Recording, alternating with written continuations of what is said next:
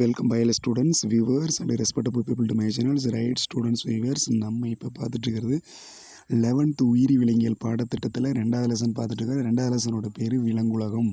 So in தமிழில் kingdom அனிமேலே. So இந்த லெசனில் இன்றைக்கி நம்ம விறுவிறுப்பாக இன்ட்ரெஸ்டிங் பார்க்குற தலைப்பு என்னென்னு சொல்லி நீங்கள் எதிர்பார்க்குற தலைப்பு பார்த்தீங்கன்னா யூரோ கார்டேட்டா, அதாவது தமிழில் வாழ்நாணிகள் அப்படிம்போம்.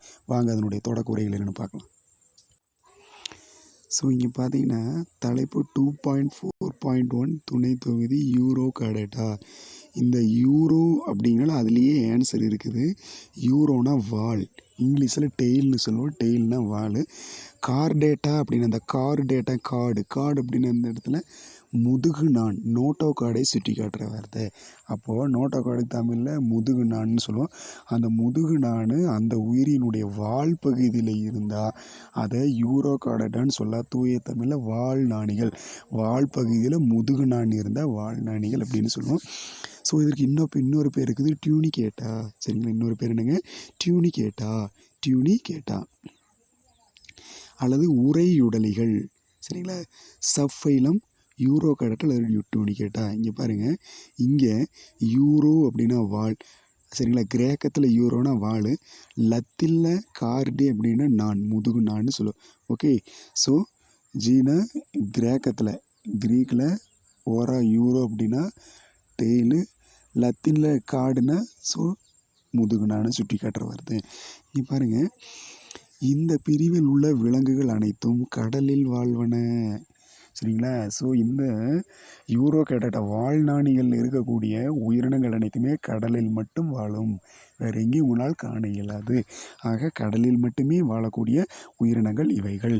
சரிங்களா, இவைகள் பொதுவாக கடல் பீச்சுக்குழல் என்றும் அழைக்கப்படுகிறது. சரிங்களா, சீக்வாட்ஸ்ன்னு சொல்லுவோம், சீக்வாட்ஸ். சரிங்களா, இவங்களுக்கு இன்னொரு பேர் என்ன, கடல் பீச்சுக்குழல். ஒரு 1 மார்க் கூட கேட்கலாம், பின்னவற்றில் எது கடல் பீச்சுக்குழல்னு கேட்கலாம். சரிங்களா, யூரோ கார்டேட்டா அல்லது வாழ்நாணிகள் அல்லது டியூனிகேட் அப்படின்னு சொல்லி, அல்லது உரையுடலிகள் அப்படின்னு கூட கேட்கலாம். அதை குறித்து வச்சுங்க. ஸோ இவை பொதுவாக கடல் பீச்சுக்குழல், சரிங்களா, சீக்வாட்ஸ் என்றும் அழைக்கப்படுகிறது. பெரும்பாலும் இந்த உயிரிகள் ஒரே இடத்தில் ஒட்டி வாழும் தன்மையுடனே, இது எங்கேயும் நகராது, அப்படியே போய் கீழே அந்த கடலுக்கு அடியில் நல்ல ஏதாவது ஒட்டக்கூடிய அந்த ஆதார அமைப்பு கிடச்சுன்னு அங்கே போய் ஒட்டிக்கும், எங்கேயும் நகராது, ஒரு இடத்தில் ஒட்டி வாழக்கூடியது. சரிங்களா, இதில் சில உயிரிகள் மட்டும் கடல் நீரில் மிதந்து அல்லது நீந்தி வாழும் தன்மையுடையது. ஸோ ஒரு சிலது பார்த்தீங்கன்னா கடல் நீரில் ஒரு குறிப்பிட்ட இடத்துல மிதந்துகிட்டே இருக்கும். ஸோ சில டியூனிகேட், அதாவது சில யூரோ கார்டேட் உயிரிகள் கடலில் நீந்தும் பண்பு கொண்டதாக இருக்கலாம். இப்போ 3 வகைகள் இருக்குது. சிலது ஒட்டி வாழுது, சிலது மிதந்து வாழுது, சிலது நீந்தி வாழும் தன்மையுடையதாக உள்ளன. ஸோ இவை தனி உயிரியாகும், இவை ஒரே உயிரி தனியாகவும் வாழலாம் அல்லது சரிங்களா, அல்லது கூட்டமாகவும் வாழலாம். சரிங்களா, ஒரு உயிரி மட்டும் தனித்து ஒரு குறிப்பிட்ட இடத்துல சுற்றி கொண்டு இருக்கலாம், அல்லது இதே உயிரிகள் கூட்டமாக குழுவாகவும் வாழக்கூடிய இயல்பு கொண்டவை. சரிங்களா, ஸோ இதனுடைய உடம்புல கண்டங்கள் கிடையாது. ஸோ இதன் உடம்புல என்ன கிடையாது, கண்டங்கள் கிடையாது. சரிங்களா, மேலும் அந்த உயிரின் உடலானது டியூனிக் அல்லது டெஸ்ட் என்ற உரையை கொண்டு மூடப்பட்டுள்ளது. சரிங்களா, இந்த யூரோ கார்டேட்டில், அதாவது இந்த வாழ்நாணிகளில் கண்டங்கள் இல்லை. ஆனால் இருந்தாலும் உடலானது, அந்த உயிரின் உடலானது டியூனிக் அல்லது டெஸ்ட் என்ற உரையினால் மூடப்பட்டு பாதுகாக்கப்படுகிறது. அதுக்கடுத்தது முதிர்ந்த விலங்குகளானது பை போன்ற அமைப்புடன் காணப்படுகிறது. இதில் முதிர்ந்த உயிரி எடுத்திங்கன்னா, சரிங்களா, இதில் முதிர்ந்த உயிரிகள் எடுத்துட்டிங்கன்னா, முதிர்ந்த உயிரிகள் எடுத்துட்டிங்கன்னா பை போன்ற அமைப்புடையது. சரிங்களா, சாக் லைக் ஸ்ட்ரக்சர்னு சொல்லுவோம். முதிர்ந்த விலங்குகள் பை போன்ற அமைப்புடன் காணப்படுகிறது.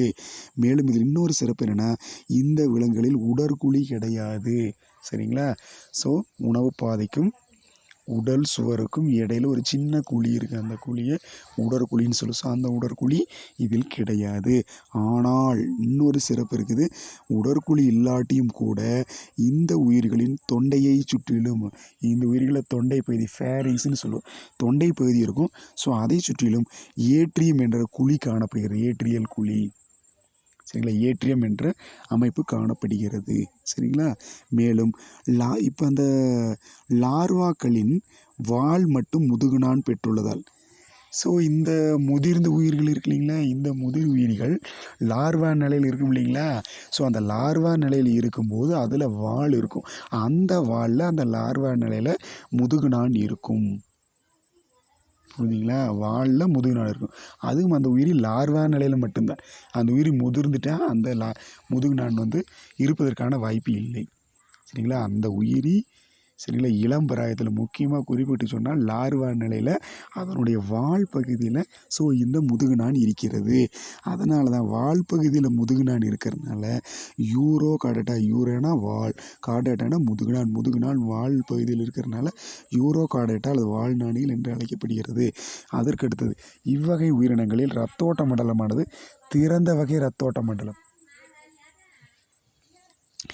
திறந்த வகை இரத்தோட்ட மண்டலம்னா இவ்வகை விலங்குகளில் இரத்த குழாய்களோ இல்லை இதயமோ கிடையாது. இதயம் இரத்த குழாய் இந்த இரண்டு அமைப்புகளும் இவ்வுயிர்களில் கிடையாது. ஆனால் இருந்தாலும் இந்த உயிர்களில் இரத்தோட்ட மண்டலம் இயங்குகிறது. எவ்வாறெனில் இரத்தமானது அந்த உயிரிகளின் உடலில் உள்ள திசுக்களின் இடையில் உள்ள அந்த இடைவெளியில் இந்த இரத்தம் நிரம்புகிறது. சரிங்களா? ஸோ இரத்தமானது திசுக்களின் இடைவெளியில் நிரம்புகிறது. ஆக இந்த உயிரில் என்ன சொல்லலாம், நம்ம திறந்த வகை இரத்த ஓட்ட மண்டலம் உடையது இருக்கலாம். இதே ஒருவேளை மூடிய வகை இரத்த ஓட்ட மண்டலம் என்னென்னு சொன்னோம்னா இந்த உயிரிகளில் இதயமும் இருக்கும், இரத்த குழாய்களும் இருக்கும். அதே வேளையில் அந்த உயிரிகளில் இரத்தமானது இரத்த குழாயின் உள்ளே செல்லும். இரத்த குழாய்க்கு உள்ள ரத்தம் போச்சுன்னா மூடிய வகை இரத்த ஓட்ட மண்டலம். ஆனால் நம்ம டாபிக் இருக்கிறது திறந்த வகை. அப்போ இரத்த குழாயும் இதயம் இல்லை. ஆக இரத்தமானது அந்த உயிரின் திசுக்களின் இடைவெளியில் நிரம்புகிறது. ஓகேங்களா? அதுக்கடுத்தது செரிமான மண்டலம் முழுமையானது. முழுமையான செரிமான மண்டலம் அப்படின்னு என்ன அர்த்தம்னா இதில் 2 வகையான துளைகள் இருக்கும். வாய் என்ற துளையும் கழிவு வெளியேறுவதற்கு மலத்துளை மலதுவாரம் என்ற 2 துளைகள் இருக்கும். உணவு உள்ளே வருவதற்கு வாய் அமைப்பும் வாய் துளையும், செரிக்கப்பட்ட உணவு அந்த கழிவுப் பொருட்கள் வெளியேறுவதற்கு மலதுவாரமும் இருக்கும். ஆக ஒரு உயிரில் 2 துளைகள் இருந்தால் ஸோ அவ்வுயிர்களை முழுமையான செரிமான மண்டலம் கொன்றது என்று அழைக்கலாம். ஆக இந்த உயிரிகளில் முழுமையான செரிமான மண்டலம் காணப்படுகிறது. கூடவே குழல் வடிவ வயிற்றுப்புற இதயம் ஆகியவற்றை பெற்றுள்ளது. குழல் வடிவ வயிற்றுப்புறத்தில் இதயம் வைத்துள்ளது. குழல் வடிவ வயிற்றுப்புற இதயத்தை இவைகள் கொண்டுள்ளன.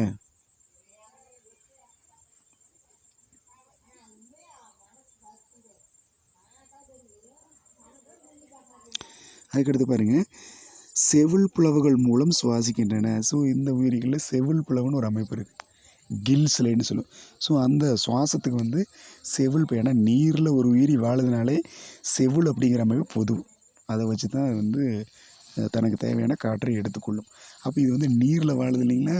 அப்போ நீர்நிலைகளில் வாழக்கூடிய உயிரினங்களுடைய சுவாச உறுப்பு செவில். அந்த செவில் எப்படிங்கிற பிளவாக இருக்கிறது. ஆக செவில் பிளவு தான் இவ்வுயிரிகளில் சுவாச உறுப்புகளாகவும் சுவாசிக்கின்றன. ஸோ முதுகுநானை போன்றே முதுகுப்புற குழல் வடிவ நரம்பு வடமும் லார்வாக்களில் மட்டும் காணப்படுகிறது. ஸோ இந்த உயிரிகளில் லார்வா எடுத்துட்டிங்கன்னா லார்வாவில் என்ன இருக்குதுன்னா நரம்பு சம்மந்தப்பட்ட அமைப்பு பிடிக்குதுன்னா முதுகு பக்கத்தில் காணப்படக்கூடிய குழல் வடிவம் கொண்ட நரம்பு வடம் காணப்படுகிறது.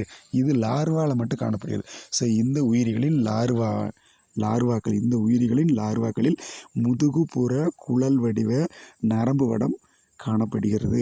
ஆனால் இதே உயிரி அந்த லார்வா நிலையை கடந்து முதிர் உயிரியாக மாறிட்டால் இந்த இடத்துல அந்த நரம்பு வடம் இருக்காது, வேறொரு அமைப்பு தோன்றுகிறது. அதுன்னு பார்க்கலாம். ஸோ முதிர் உயிரிகளில் ஒரே ஒரு முதுகுப்புற நரம்பு செல் திரள் மட்டும் காணப்படும். ஆனால் அதே உயிரி முதிர்ந்துருச்சுன்னா அந்த குழல் வடிவம் மறைந்து என்னவா மாறுது, ஒற்றை முதுகுப்புற நரம்பு செல் திரளாக காணப்படுகிறது. இது கேட்டேன். முதிரியர்களில் ஒற்றை நரம்பு செல் திரள் அமைப்பாக காணப்படுகின்றது. ஸோ பெரும்பாலான உயிரிகள் இருபால் உயிரிகள், ஹெர்மாப்ரோடைட் டையேஸ்ன்னு சொல்லுவோம். இருபால் உயிரிகள் அப்படின்னா இந்த உயிரிகளை ஆண் இனப்பெருக்க உறுப்பு மண்டலமும் பெண் இனப்பெருக்க உறுப்பு மண்டலமும் இரண்டும் ஒரே உயிரில் 2 இனப்பெருக்க மண்டலம், ஆண் பெண் இனப்பெருக்க மண்டலம் இருந்தால் அந்த உயிரிகளை நாம் என்ன சொல்லுவோம், இருபால் உயிர்கள், 2 பால் உறுப்புகளை பெற்ற உயிர்கள். சரிங்களா, டையேசஸ்ன்னு சொல்லும். சரிங்களா, அப்போ ஆணினுடைய இனப்பெருக்க செல்லியும் உற்பத்தி செய்யலும், பெண் இனப்பெருக்க செல்லியும் உற்பத்தி செய்ய முடியும். அதனால் வந்து 2ம் கலந்த கலவை இருபால் உயிர்களாக விளங்குகிறது. ஸோ முதுகு நாணிகளின் பண்புகளுடன் தனித்து நீண்டும் தலைவிரட்டை லார்வாக்களுடன் கூடிய மறைமுக கருவளர்ச்சி காணப்படுகிறது. கருவளர்ச்சி பார்த்திங்கன்னா மறைமுகமானது. அதுக்கடுத்து பார்த்திங்கன்னா அந்த இளம் உயிரிகள் பார்த்திங்கன்னா லார்வா பார்த்திங்கன்னா தலைவிரட்டை வடிவம் கொண்டது, அது தெரியணும். சரிங்களா? இதில் இன்னொரு சிறப்பு என்னென்னு பார்த்திங்கன்னா பின்னோக்கு வளர் உருமாற்றம் பெற்றவைகள். பின்னோக்கு வளர் உருமாற்றம் அப்படின்னு சொல்லுவோம். சரிங்களா? ஒரு வேற ஒரு உயிரியாக இருக்கும், அப்படியே மறைஞ்சு இன்னொரு உயிரியாக மாறும். பார்த்தா சம்மந்தமே இல்லாமல் பின்னோக்கு வளர் உருமாற்றம் ரெட்ரோகிரசிவ் மெட்டாமார்பிசம்னு சொல்லுவோம். ரெட்ரோகிரசிவ் மெட்டாமார்பிஸ் அப்படின்னு சொல்லி பின்னோக்கு வளர் மாற்றம் சிறப்பண்பையும் இவை பெற்றுள்ளன. எடுத்துக்காட்டு பார்த்திங்கன்னா அசிடியா, சால்ஃபா, டோலியோல் இதெல்லாம் சொல்லலாம்.